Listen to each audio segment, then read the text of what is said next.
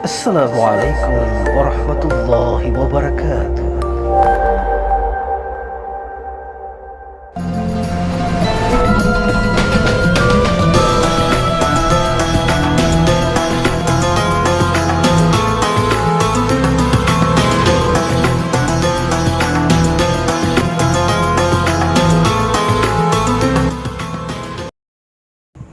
Man menyeleh ketika galak jelok yang wajib guna muhalil, istilah ulama cek wajib guna cinauta.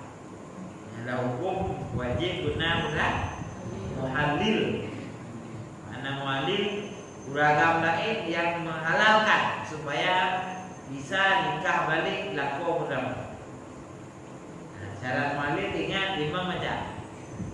Yang berbeda dinanya, kemudian bernikah dengan agama lain, dan yang ketiga bersetubuh li agama lain.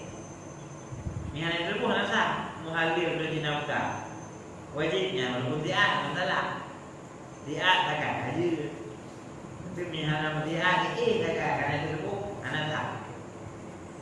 Nah, wajibnya syarat muhalil kita buka istilah ulama cek nya wajib bersetubuh li agama dua. Oh, nak tu wajib. Nanti yang perkara cara kita hutang ya. Alim koi dia agama itu tu. Ni ada tu wajib nak. Ada bukan tu, kamu koi tapi beg tu tu yo. Balik-balik kat luar juga nak buku. Haji anak tak. Karena syarat nanti nak hutangnya atau mualifnya begitu. Soalnya, buat dalil lain atau dalil lain lah. Yang berbeda agama dua. Baru jid bagi agama pertama mengintip lindungnya kawin juga dek. Kedua kawin lagi je menyenting itu lah. Kadang kalau hanya tempe kagak lah kita muda. Kagak agamanya mereka je loh. Mana tu kan? Oh yang mahal ialah kobon hantar tadi. Karena dalam apa syarat tadi dengan kemauan. Secara paksaan tidak sadar. Ya, lakunya kayak barang ya. Laku keluarnya kan? Karena kaya tadi.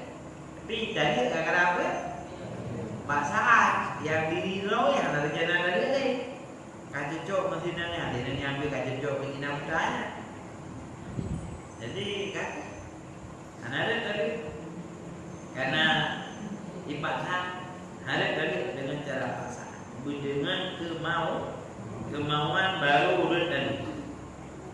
Maka jadi ulagam memang ini tetap dan dari umum yang usahakan dulu dari hak. Oh, hana mubah dah. Coba dua.